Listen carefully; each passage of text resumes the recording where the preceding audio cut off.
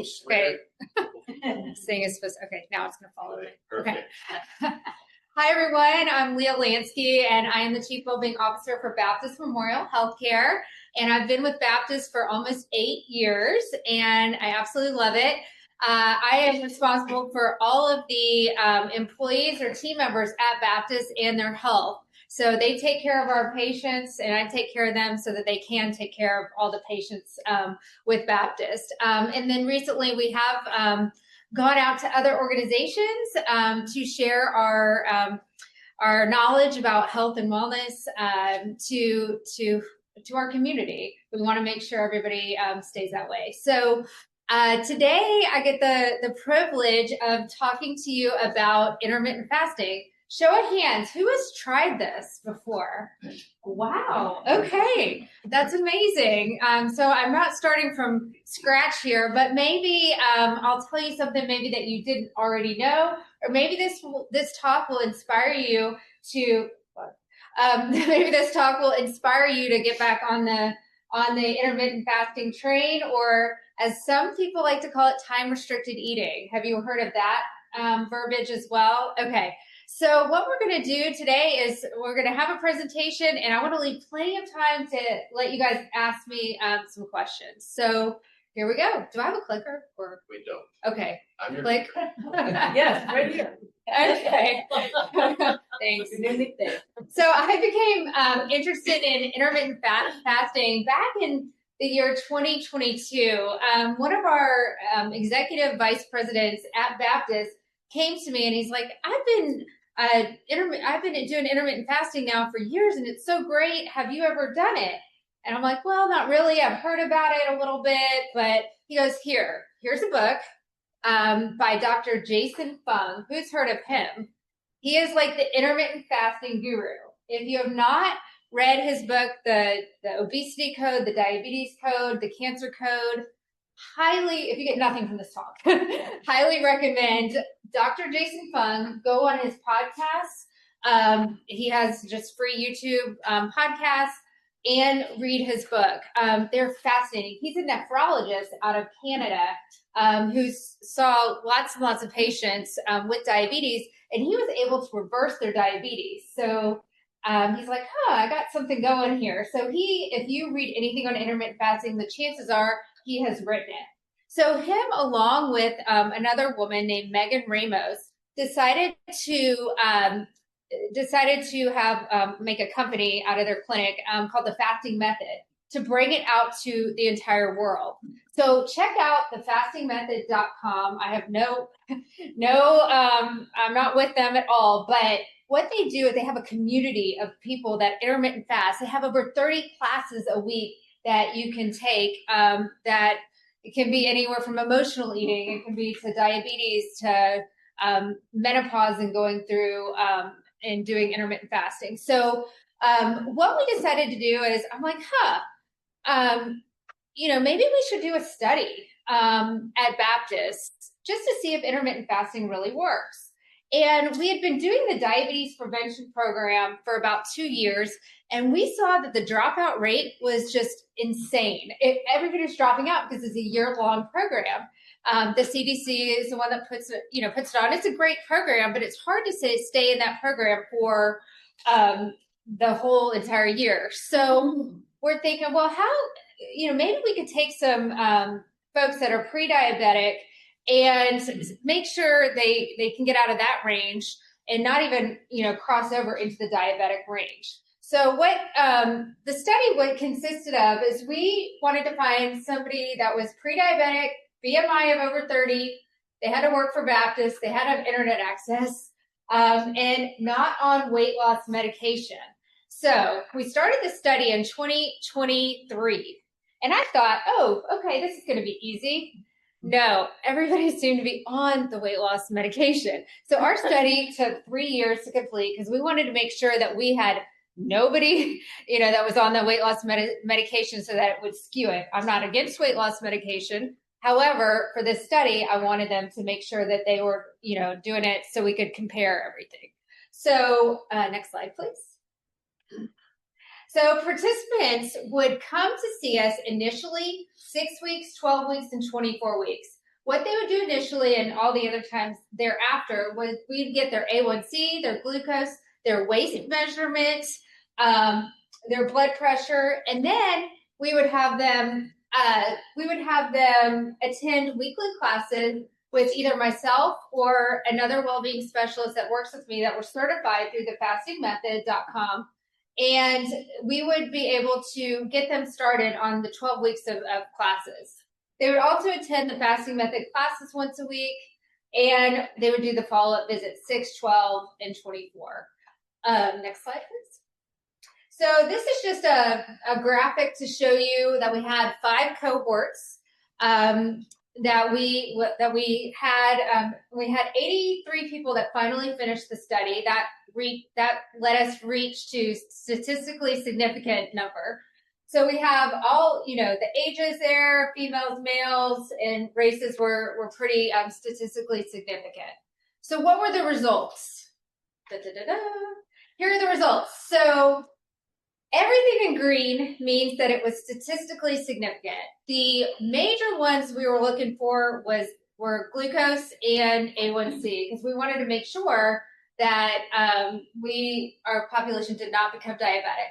So blood glucose, A1C, and waist measurement were statistically significant.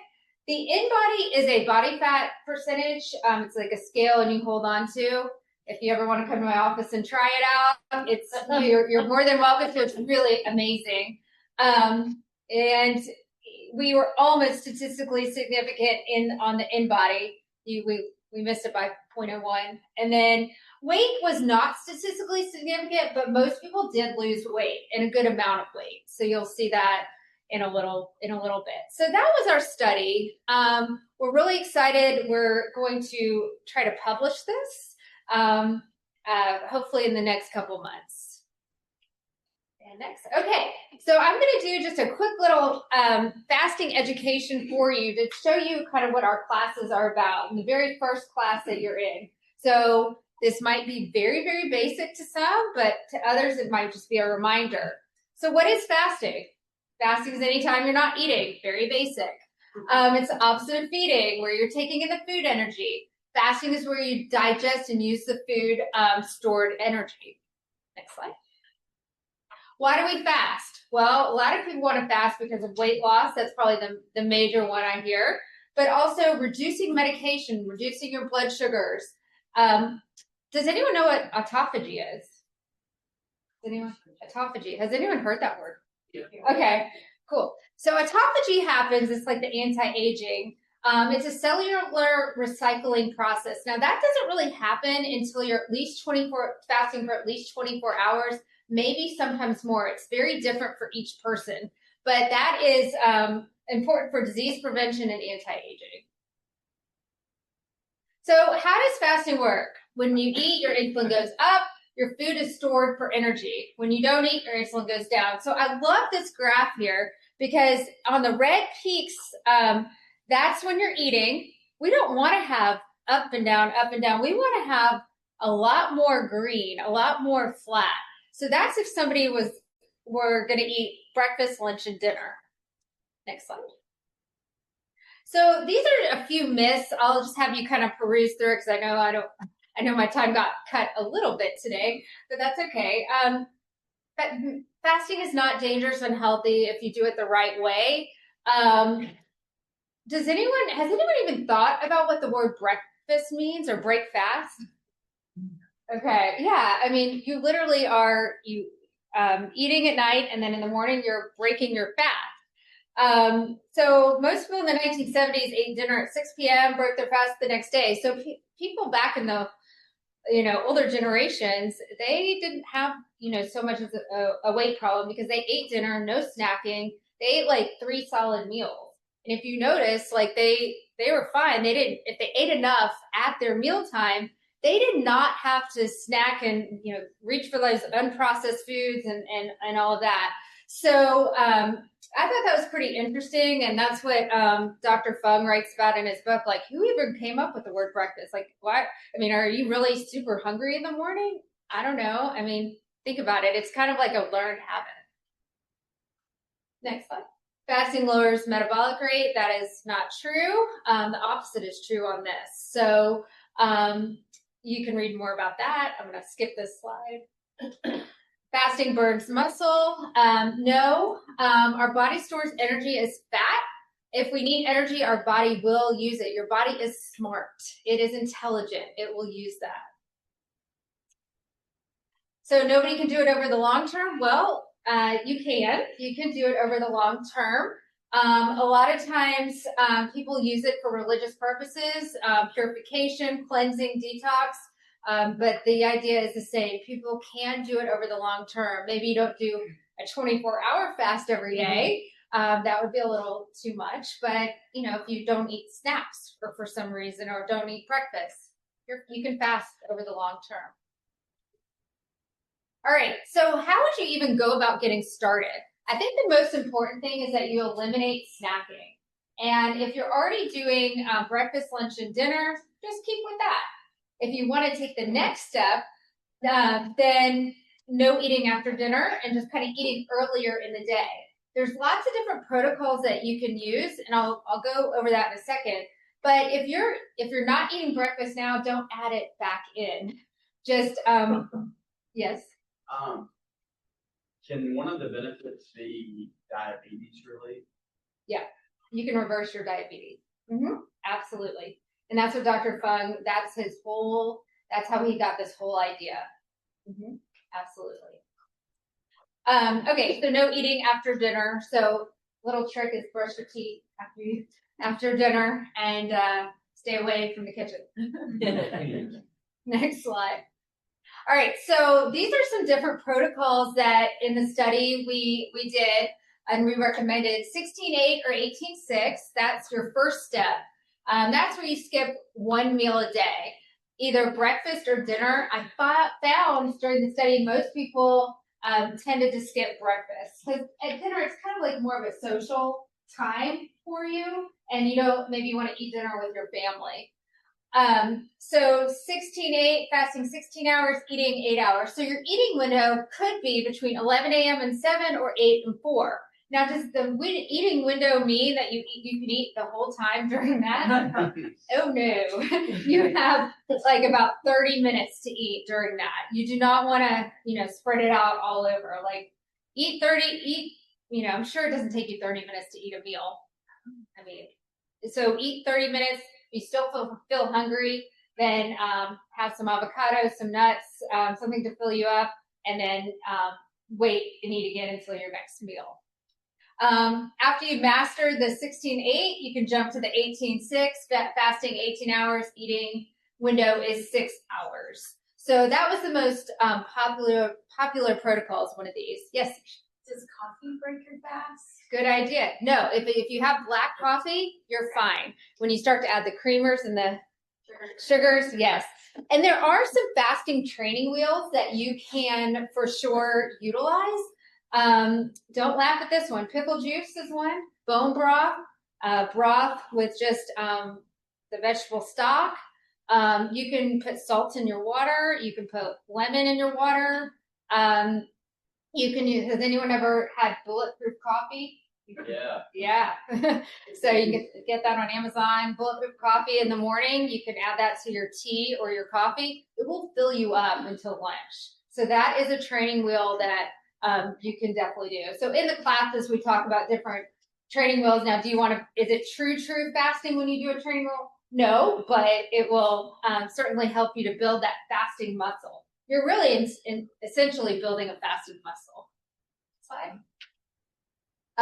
Then when you really get worked up and your fasting muscle is built enough, you can try to go for the 24-hour fast once a week. So that is one, it might take you a little bit of time, but you can decide, do you want to do it when you're busy at work, or do you want to do it when you're at home and you can nap for most of the day and kind of sleep it off? Your choice. Next slide. Okay, this is a video I want you to see. My history is that I was an athlete growing up, always sporty, and played sports in college. And I had reached a point where I kind of felt like I had lost my identity a little bit. I thought, I was looking 50 pounds. It's been 20 years, but I can 50 pounds. That's a lot. My mother has diabetes. Both of her sisters had diabetes. It gives you a glimpse into the future, and I wanted to have an opportunity to change that future. This program came along at a time when I was ready. The program was started to help reverse diabetes, specifically pre-diabetics. We went in with a goal to move people out of the pre-diabetic range into a normal range. The good secondary benefits of the program were that you will lose weight and that you will feel better. To be honest, once I got started, it really wasn't hard. The first week, our weight, height, our measurements, our BMI, and drew labs, including our A1Cs. Your A1C will tell you what your glucose has done over a 3-month span. So it's really telling of the pattern of your glucose, how well it's been stabilized. With diabetes, we have the rise and fall of our insulin, and we're trying to keep insulin levels as even as possible, and then reduce our A1C and get us out of that pre-diabetic range. One thing that I really liked about the program is everything was just real practical and easy. You didn't have to add up a lot of numbers and count a lot of things. And they just asked us to start trying to make some better decisions. Right after we get your numbers, we dive into, let's talk about fasting. It's taking a period away from eating, and it's very beneficial and cleansing to our body. Anybody could do it. It does feel uncomfortable at first, like most things when we make a change, but it's something that will ultimately start making you feel better once you get on the other side of the uncomfortableness of it. I guess it happens in a lot of industries, but working in healthcare, it's not hard to fast because a lot of times you come to work, you hit the ground running, you forget to have lunch before you know it's dinner time. I didn't make a rigid schedule. They don't require you to make a rigid schedule. You do what works for you. We had lab work and drawn again at 24 weeks. You get a printout and it'll give you graphs of what your new numbers look like. I'm not sad that I felt like a poster child because every time I got a checkup, my numbers went down. And every time my numbers went down, my graphs looked good. It was motivating to do it again. So anyway, I'm back under the pre-diabetic state now. But I think I mentioned that I gained 50 pounds. I've lost 45. So I'm back in clothes that I kept that I've worn. My jacket when I played competitive softball in high school, and it fits. And that's pretty rewarding. As far as best health goes, I am so thankful that we have that program available. I feel like I have a healthcare team taking care of me. I feel like a first-round draft pick. Don't know that wasn't a God thing, this program that fit me so well. Tell people I jumped in with both feet, and the shoes fit. And so now it's just part of who I am.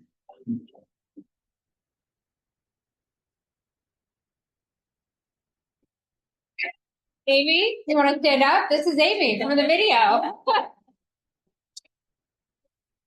So she was in our study. You look great. You feel great. Anything else you want to add? Well, I was in the first cohort, so I'm a 2.5-year survivor. So. Yeah, I think for me, it was a combination of the education and, the practical steps to get into the program. But it's like I said in the video, it really wasn't that hard. Just to have someone coach you through the process and get you to that point where you got that muscle built. Now, to me, it's easy. Thank you. She is a poster child. Sure. Thank you. Just a little bit about your day, how your day works out. Well, I think I mentioned in the video, most of my work days are very busy. So I get up, I don't eat breakfast. I'm not a coffee drinker, so that wasn't really a problem for me. For a while, I would stay busy, and so I just wouldn't have my lunch until like 2:00. Now I just usually don't eat lunch. So most of my weekdays, I'm pretty much going from whenever I finish dinner, which unfortunately is not early. Like I said, it's you have flexibility to decide what your schedule is going to be. So I do eat a little too late, but then I don't eat again until the next day after work. And it works for me. That probably wouldn't be the schedule that would work for everybody. I don't do it exactly that way on the weekends. But again, I just try to eat my lunch a little late. And in my mind, I I don't really have a fasting window, but I don't usually eat until early. Great. Thank you. Can you do the next one? Okay. And So yes, to that's close, one other thing. oh yeah, It's also making good food choices. When I do eat, I don't eat things that are going to spike my blood sugar, because then that actually. yep, it's what you eat and when you eat. Next slide, please. Sorry. Okay, so just to finish up, we do, from this study, we've done classes at other organizations as well as our own. And then we have a Best Health virtual clinic. So if anybody wants to get a consult on intermittent fasting, our dietary lifestyle transformation program is available. I have some flyers over there, but I don't know if I have time for questions or not. But I'm About 3 minutes. We have about 3 minutes. Can you touch on, because you talked a lot about diabetes, can you touch on, because I know there's definitely things that can adjust for the cognitive and inflammation. Touch on that.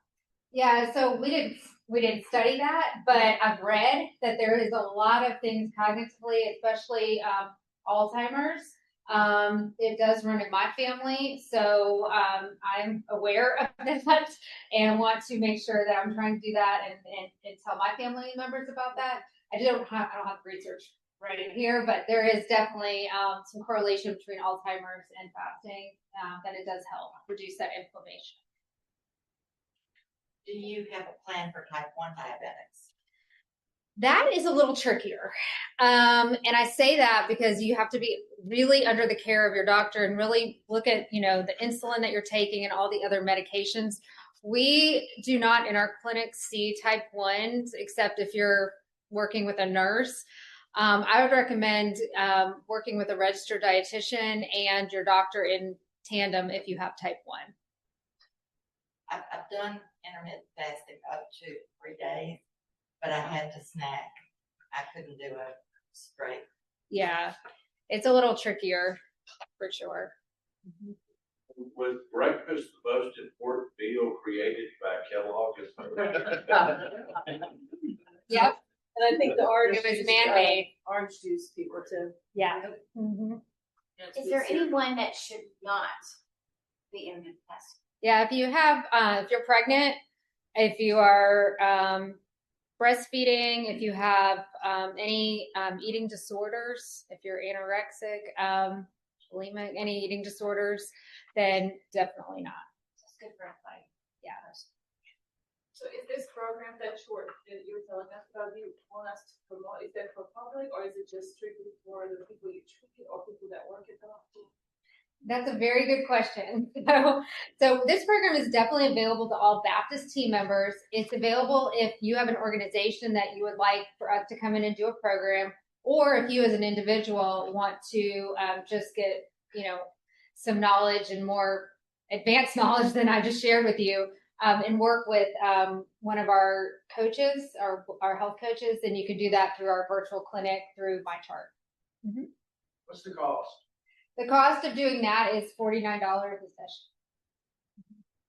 Once you brought it into the organization, what do you usually do with I think it just depends on the size of the group. Yeah, we can talk. Yes. How do you recommend we navigate exercise around this? For example, like working out at the gym, weightlifting. Yes. So Dr. Fung does say that in his book, like it's okay to exercise up until the, your intensity that you're used to, unless you're on like a longer fast. If you're on a really long fast, like 24 hours or above, don't do your like high intensity workout that day. Mm-hmm. I know somebody asked what the cost of this insurance cover. HSA does. You can use your HSA cards. Yeah. Online or HSA or FSA. Yeah. Good question. Side effects, fasting. There could be. Mm-hmm. Your blood sugars. You could get dizzy, headache. Let's see what else. Those are the two most ones I've heard of. Also, there could be some gastrointestinal problems, muscle cramps. By doing that, you could put some salt in some water to help with that. When we teach the classes, we go through all the different scenarios and tell you exactly, okay, well, if you're feeling this, have some magnesium near you, glycinate, or psyllium husk for certain issues. So we kind of like prepare you. Mm-hmm. But sometimes Yeah. it can. Stop fasting if you feel bad, just stop fasting and eat. Don't be a hero. Following up with the question, immune disease like arthritis or rheumatoid arthritis. That's okay. Yeah. We've had lots of people in our study that had those too. Do you recommend someone sees their PCP before they start a fasting protocol? I would, yes, especially if you have any chronic conditions or anything. Definitely get an okay. Mm-hmm. Can I just add one thing too? Yes. Natural fasting is just stop eating after 5 or 6 and wait as long as you can the next morning to eat breakfast. That's a natural fast. We do it most people do it every day, but what she's doing is taking it to another level where you can wean yourself onto something even better. But working with someone like her can increase the benefits by getting up to those limits. Mm-hmm. Sort of maximize it. Yeah.